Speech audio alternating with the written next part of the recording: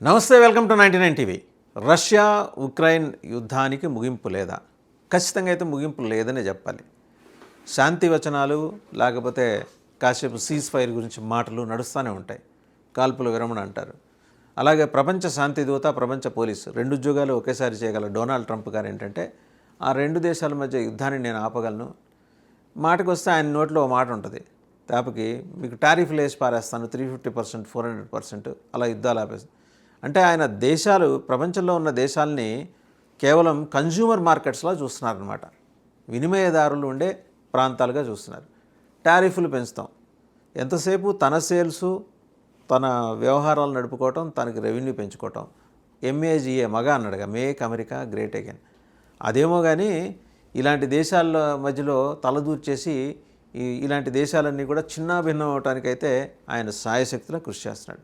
బహుశా ఇంతకుముందు అధ్యక్షులు ఎవరు కూడా అమెరికాని పరిపాలించిన కాలంలో ఈ తరహా వ్యవహారాలు అయితే చేసి ఉండకపోవచ్చు, బట్ ట్రంప్ చేస్తున్నారు. సరే, మళ్ళీ ఇక్కడికి వద్దాం. రష్యా ఉక్రెయిన్ యుద్ధానికి ముగింపు గురించి. ముగింపు అనేది మనం చెప్పలేం, కానీ ఇంతకుముందు దూరదర్శన్లో వచ్చే కొన్ని సీరియల్స్, ఏడాది 2 ఏళ్ళు 3 ఏళ్ళు వచ్చే సీరియల్స్ మాది ఇది నడుస్తూ ఉందన్నమాట. 2022లో ప్రారంభమైంది. పరస్పరం దాడులు చేసుకున్నారు, పరస్పరం స్పైయింగ్ చేసుకున్నారు. ఒకళ్ళ ఎయిర్ బేస్ని ఆల్మోస్ట్ డిస్మాంటిల్ చేశారు. 6 ఎయిర్ బేస్లను డిస్మాంటిల్ చేసింది ఉక్రెయిన్. చిన్న చిన్న డ్రోన్స్ పెట్టి, పిచ్చుక సైజులో ఉండే డ్రోన్స్ పెట్టుకుని డిస్మాంటిల్ చేసింది. రష్యా ప్రతీకారం తీర్చుకుంటుంది. ఇప్పుడు నాటో దేశాల భయం ఏంటంటే, ఎక్కడ ఈ ఉక్రెయిన్ అనే కుషన్ బెడ్ దాటి రష్యా ముందుకొస్తే నాటో దేశాల పరిస్థితి ఏంటి? రష్యా దగ్గర ఉన్న సాధన సంపత్తి, ఆయుధ సంపత్తి, న్యూక్లియర్ పవర్ ముందు మనం నిలబడగలమా? దానికి తోడు గుంటనక్కలా పక్కన కాచుకొని కూర్చున్న చైనా కూడా రష్యాతో చేతులు కలిపితే జరగబోయే భారీ విధ్వంసానికి మనం మూల్యం చెల్లించుకోవాల్సి వస్తుందేమో అనే భయం అయితే ఉంది. అలాగని నాటో దేశాల శక్తియుక్తుల్ని మనం ఎక్కడెక్కడ తక్కువ చేసి చూడాల్సిన అవసరం లేదు. ఫ్రాన్స్ ఉంది. ఫ్రాన్స్ అచ్చంగా న్యూక్లియర్ వార్ హెడ్స్ని మోసుకెళ్ళగలిగే ఫైటర్ జెట్స్ కోసం ఎయిర్ బేస్ పెట్టుకుంది, న్యూక్లియర్ ఎయిర్ బేస్ పెట్టుకుంది. సో అంత పకడ్బందీగా వాళ్ళు వ్యవస్థలను తయారు చేసుకున్నారు. యూకే తోటి, జర్మనీ తోటి కూడా ఫ్రాన్స్ ఎప్పటికప్పుడు లాయజన్లో ఉంది. సో ఈ ఓవరాల్గా ఏంటంటే వీళ్ళందరికీ మళ్ళీ పెద్దన్న ప్రపంచ పోలీస్ డొనాల్డ్ ట్రంప్ ఉంటాడు. ట్రంప్ కానీ, ఆ మాటకు వస్తే అమెరికా కానీ ఎప్పుడూ కూడా ప్రత్యక్ష యుద్ధాలు చేయవు, ప్రాక్సీ వార్స్ మాత్రమే చేస్తాయి. ఆ ప్రాక్సీ వార్ని ఎలా అడ్డుకోవాలో పుతిన్కి తెలిసినంత బాగా ఎవరికి తెలియదు. మాజీ కేజీబీ చీఫ్ ఆయన, రష్యన్ ఇంటెలిజెన్స్ సంస్థ. ఇజ్రాయెల్ మొస్సాద్ తర్వాత అంతటి పేరు ఒకప్పుడు ఉండేది యుఎస్ఎస్ఆర్లో, ఇప్పుడు దాని పేరు మారింది. ఆయనకి తెలుసు, యుద్ధాలు తెలుసు, వ్యూహాలు తెలుసు, ఎత్తుగడలు తెలుసు, కుట్రలు తెలుసు, కుతంత్రాలు తెలుసు, వాటిని ఛేదించగల నేర్పరితనం కూడా ఆయన దగ్గర ఉంది, దక్షత కూడా ఆయన దగ్గర ఉంది.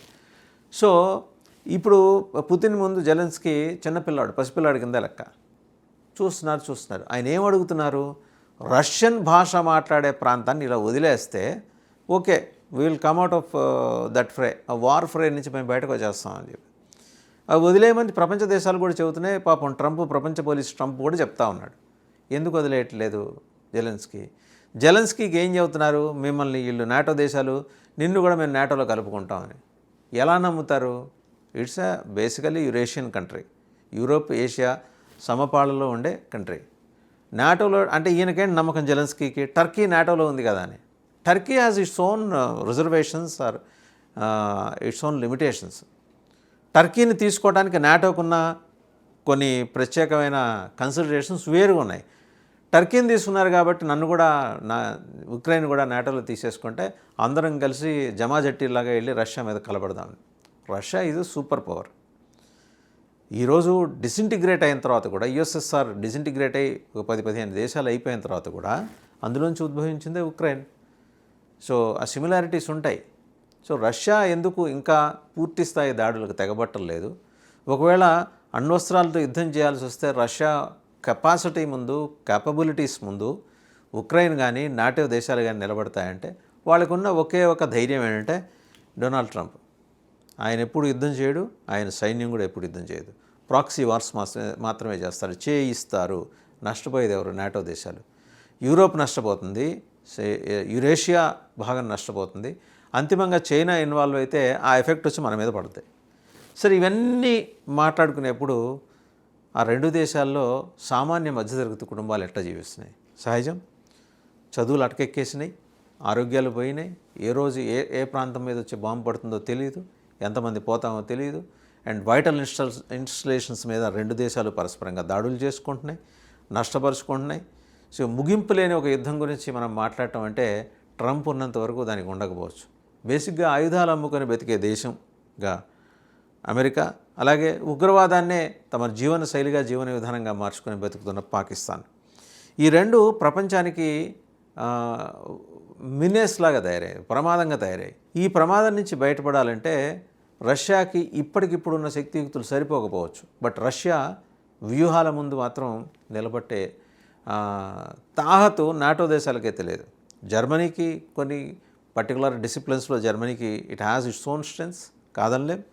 యూకేకి ఉన్నాయి, and at the same time ఫ్రాన్స్కి ఉంది. ఫ్రాన్స్ అచ్చంగా న్యూక్లియర్ ఎయిర్ బేసే అక్కడ నిర్మించుకుని రెడీగా ఉంది అంటే ఫైటింగ్ వాళ్ళు సిద్ధంగా ఉన్నారు. బట్ ఒకసారి అణుయుద్ధం అంటూ జరిగితే నేలమట్టం అయిపోతాయి. యూరోప్ అనేది ప్రపంచపటం నుంచి మాయమైపోతుంది. సో ప్రపంచపటం నుంచి యూరప్ని మాయం చేయటం కోసం అమెరికా ఏమన్నా పన్నిన కుట్రగా దీన్ని భావించాలా? అందుకు రష్యా సహకరిస్తుందా అనే అనుమానాలు కూడా జియో పొలిటికల్ అఫైర్స్ ఎక్స్పర్ట్స్కి లేకపోలేదు. అంతర్జాతీయ రాజకీయ వ్యవహారాలని చాలా దగ్గర నుంచి సునిశ్చితంగా గమనించే వాళ్ళకి లేకపోలేదు. ప్రపంచ వినాశనానికి దారితీసే అణ్వస్త్ర యుద్ధాలకి అసలు స్కోప్ ఎందుకు ఇవ్వాలి? అండ్ వన్ మోర్ థింగ్, మొన్నటికి మొన్న మనం చూసాం రష్యన్ స్పై షిప్, అది పూర్తిగా గూఢచారి షిప్ ఒకటి ఏం చేస్తుందంటే సముద్ర గర్భంలో చాలా కింద బినీత్ ద సీ ఉండే ఇంటర్నెట్ కేబుల్స్ని, పవర్ కేబుల్స్ని, గ్యాస్ పైప్ లైన్స్ని కట్ చేసుకుంటూ పోతూ అక్కడున్న ఇన్ఫ్రా ఫెసిలిటీస్లో తమ తాలూకు సాంకేతిక పరిజ్ఞానాన్ని చొప్పించి మొత్తం డేటా చౌర్యం చేస్తుంది రష్యా. సో రష్యా నేల మీద, నీటి మీద, ఆకాశంలోనే కాదు సముద్ర గర్భంలో కూడా యుద్ధ తంత్రాలతోటి ముందుకెళ్తుంది. ఇది గమనించడానికి యూకేకి, యునైటెడ్ కింగ్డమ్కి కనీసం 5 నెలలు పట్టింది. ఈ లోపల అక్కడి నుంచి కావాల్సిన డేటా చౌర్యం అంతా, ఎందుకంటే రాయల్ ఎయిర్ ఫోర్స్, యూకేకి చెందిన రాయల్ ఎయిర్ ఫోర్స్ విమానాల మీదకి అలాగే షిప్స్ మీదకి లేజర్ కిరణాలను పంపించింది రష్యా.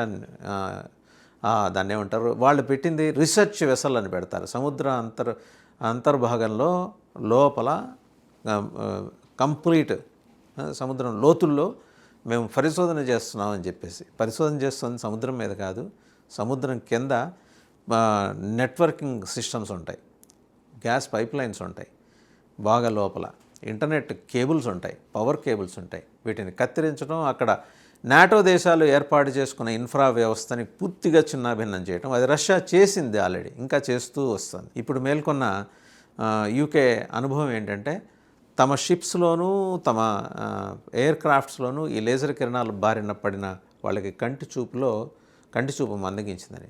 రష్యా ఎత్తుగడ అలా ఉంటుంది, రష్యా వ్యూహం అలా ఉంటుంది.